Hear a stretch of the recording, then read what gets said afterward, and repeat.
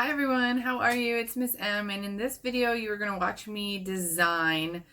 This is for paper 2, section C specifically. This is 9990/22 for October and November of 2019. Okay, so in this design study you're going to watch me design an interview. Okay, so if you are studying for paper 2, you'll know that in section C that you have a paper where you're going to have to design your own study, and that is followed by a 4-point question where you're going to have to evaluate something in your study. All right, specifically it's going to ask for procedure, ethics, or methods. Okay, so pay attention to that question. Now, for paper 2, you're going to go to the very last question, section C, and you're going to do that one first because you need approximately 20 to 25 minutes of your time devoted right to that question. So without further ado, I hope this helps you, and if you like my content, go ahead and hit that like button and subscribe to my channel for other psychology content. All right, guys, here we go. Okay guys, welcome to Designing Your Own Study. This is for 9990-22 for 2019, paper 2. Okay, so Fahim is planning an interview study to investigate the types of dreams people have. He wants to collect a range of data using different types of questions. Describe how Fahim could conduct a semi-structured interview about the types of dreams that people have. Okay, so we are conducting an interview. Okay, and let's see, about dreams. Okay, he wants to collect a range of data. So, we're going to have to name what type of data. All right. Describe how Fahim could conduct a semi-structured. Okay, so semi-structured just means we're going to incorporate structured and unstructured elements in this interview, okay, about the types of dreams people have. All right, so just like most studies, we're going to who, what, when, where, how. All right, you see that there? I want to make sure that I don't forget my ethics, any controls. Okay. All right. So let's start with, let's start with who. Okay. I'm going to just label this so I know, and it might help the researchers as well. Okay. So basically, who are our participants? The people who are going to recall their dreams. Okay. So we need to come up with some type of population. Okay, I'm going to do college students, so that's the population, and my sample is going to be, well, I live in Florida, so I'll say sample from University of Southern Florida. And we will have, it's an interview. Okay, an interview is not as easy as a questionnaire. So an interview is going to take time, one-on-one. So, we can't have 100 people in this study. It's really not going to be possible. So I'm going to say, I don't know, do you think it's possible to have 30 students? And let's make this a volunteer sample.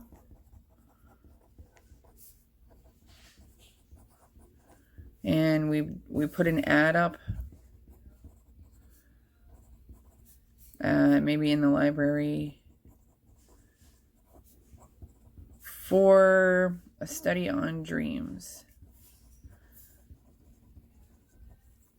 Okay, and from this sample, we have received 15 females and 15 males. All right. Is there anything else we need for who? We have our population, we have our sample, we have our number, we have how we got them. Okay. Okay, so we're going to do what next? Now, in interviews, it's not super, super important to have an independent variable unless we are trying to decide, whether or not the population or something is going to affect the way that we take the interview. This kind of looks more like a pilot study where we're just trying to gather as much information as we can. So, we can definitely say that we are, what our dependent variable is going to be, but to be honest, I don't think that this needs an independent variable yet. There's just not enough information on what we're trying to find out. Remember, we're just trying to investigate the types of dreams that people have, okay? So in the what we want to start to come up with is the content of the questions asked, okay? What type of topics, maybe an example. Basically, we want to check if these really are related to the types of dreams and not just sleep or frequency, okay? So let's try to think of what we can ask. So for myself, I'm going to say that the structured parts of the interviews are going to be the same topics. And then within the topics, the unstructured, I'm going to say is just going to be maybe the interviewer is going to ask them to elaborate on specific dreams that they maybe remember more than others. Okay, so for myself, I'm going to come up with some maybe topics. So topics to ask about dreams, and I'll put all structured questions. All structured questions will be about the same topics.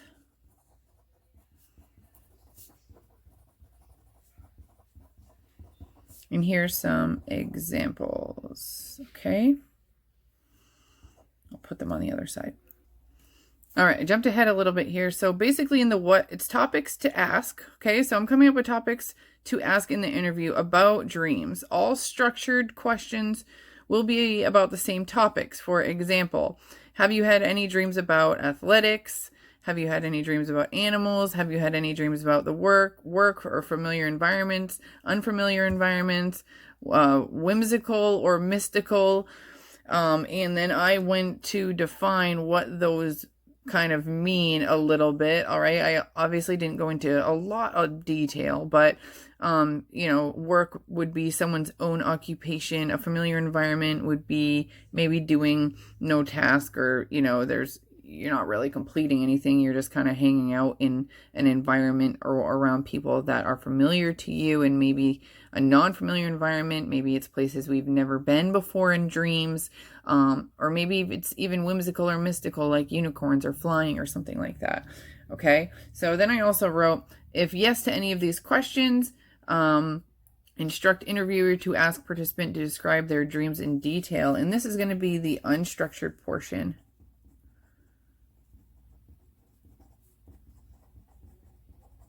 Okay, and I just kind of wrote that there. All right, that's going to be okay for you guys to do. All right.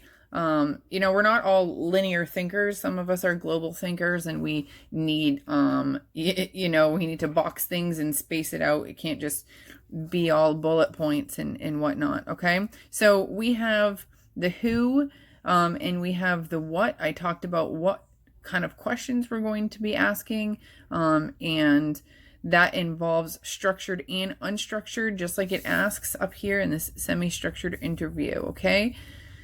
All right, so we have the who, we have the what. When and where kind of go hand in hand. Okay. Now, basically, this is going to be talking about where and when we are interviewing our participants. Do we think it's going to be important to interview them early in the morning, late at night? Do you think it matters? I'm going to say that, we have the opportunity right now to, have some type of control. So I'm going to say that let's do a lab experiment and let's hold it in the library, maybe in a conference room. That way, participants aren't really afraid to talk to the interviewer and think that their confidentiality or something like that was going to be breached. Okay, so I'm going to go ahead and write all that in here.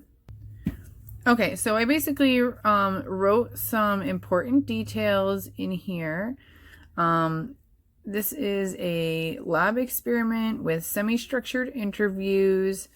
We're going to conduct interviews Monday through Thursday. The reason I didn't choose Friday was, I don't know, just in case the weekend made people tired. I don't know. Sometimes we're drained by the end of the week. So we're going to do 6 interviews per day between the hours of 8 a.m. and 10 p.m. 8 a.m. and 10 a.m. And, I'm hoping that since parts of the interview are unstructured, there's not going to be any time control. I'm not going to say I'm only going to spend 30 minutes interviewing, because where one participant might talk for 20 minutes and another might talk for 5 minutes, I want to get as much information as I can, as much qualitative data, okay? So the interviewer will be the same. It'll be Fahim for all 30 interviews in the university library conference room.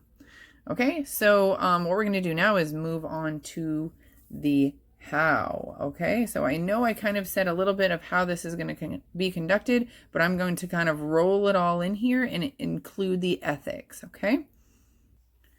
Okay, so in the how, basically the interview will start with all of the same questions, just like I had previously said up there. So if any of the questions elicit an answer that is a yes, then the participant will be encouraged to elaborate with as much detail as possible. So basically the question, that I set up here, have you had any dreams about? This is going to be a closed question because we're trying to get a yes or no answer. So you can go ahead and label that closed question, just in case. They'll see that you labeled it there. And then if they answer yes to any of these, basically that's an open question. Okay, so if they answer yes to any of these, participant will be encouraged to elaborate with as much detail as possible. Here's an example of how to start. Do you remember your dreams? And from there, we're going to have more closed questions like, have you dreamt about any of the following? And like I said on the previous paper, animals, athletics, etc. Okay. Now, participants were asked to participate in a study about dream content. They gave full informed consent, full confidentiality, no harm, no deception, full debriefing. Now, you could use deception in this study if you wanted to. You tell them that it's the aim is something completely different. Then you want to, I added filler questions. You're going to add a lot more filler questions, okay? And you're going to tell me some examples of those. So, for example, I added some filler questions, and that's just to maybe throw off the true aim of the study. I just said it was about dream content to the participants.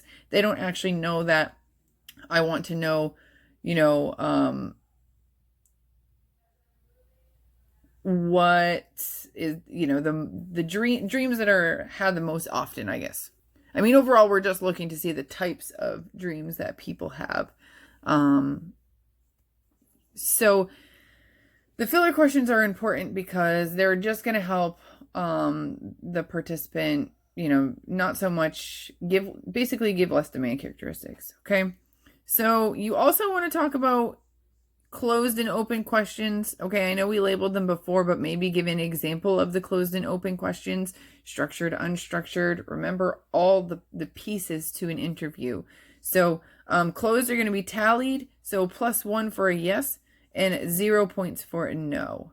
Okay. In open questions, we're going to look for common themes. We're going to have 2 raters decide if dream content fits the category. So if someone says they dreamt of animals, okay, I'm going to have, they're going to answer yes, I dreamt of animals. And our interviewer is going to say, can you elaborate or can you provide detail? And they're going to provide detail. Then I'm going to have 2 raters basically agree or disagree whether or not the details fit, whether or not, it had to do with animals or not. Okay. So Let's just go through this real quick and make sure that I have everything. So we need to describe how Fahim could conduct a semi-structured interview about the types of dreams people have. So we have college students. The sample is from USF, 30 student volunteers. The ad was put in the library for students to a study on dreams. 15 females, 15 males.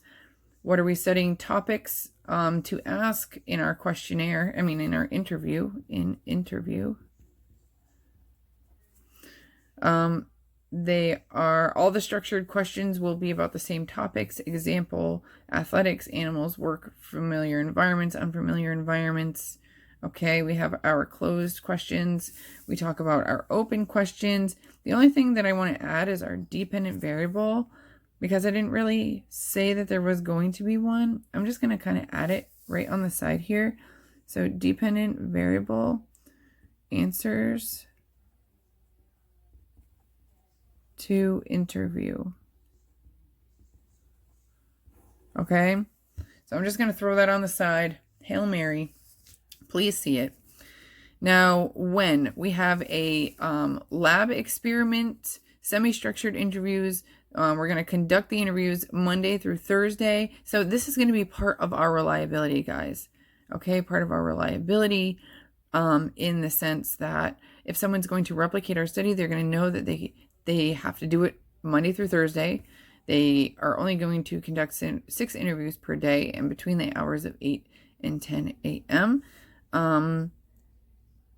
Basically, we're not going to have any time limits. Okay, so in that sense, reliability may not be the same. Okay, or this is going to hinder reliability. Okay, but it'll definitely make the reliability more, just having this control is going to help the validity, the control that the interviewer was the same for all participants. Okay, now the how we just went over. All right, let's go to that last question about evaluating this study that we just created. Okay, so identify one practical weakness or limitation with the procedure. Okay, procedure. So we're not talking about sampling. We're not talking about ethics. Okay, so even the deception, don't talk about the deception because that has to do, if you talk about deception, then you're going to have to link it to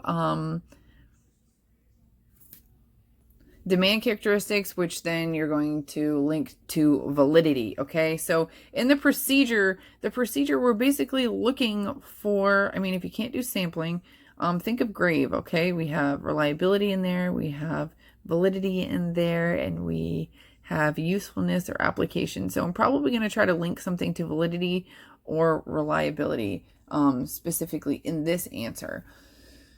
Okay, so your answer will depend on the problem that you basically identified. So if the problem was an obvious, omission, then the fewer marks will have been awarded. So if you're talking about something in this question that you didn't necessarily mention in here, you're going to get less points. So make sure it's something that you mentioned in the previous study. So we're basically going to want to look for like 2 points on identifying the problem and then 2 points on how to make it better or how to overcome it. Okay, so in this study, we basically had the one that we just created, we basically had our participants were describing dreams to our observers or our interviewers. So there's a lot of subjectivity in the interpretations of the dreams. So I'm going to start with the weakness of basically our open-ended questions and being able to rate those, or how we're going to even use those in our research.